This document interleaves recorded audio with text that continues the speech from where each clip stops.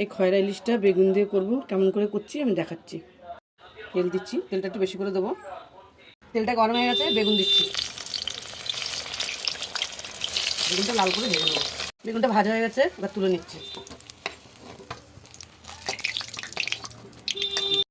কালো জিরে, হলুদ দিলাম।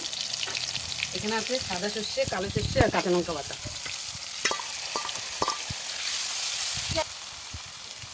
আর দেবো লবণ। ভালো করে একটু হালকা নেড়ে নেবো, বেশি সাঁতলাবো না, একদম হালকা অল্প সাঁতলিয়ে নেবো। এবার এখানে দেবো মাছটা দেবো, বেগুনটা দেবো, ভাজা বেগুনটা, আর দেবো জল।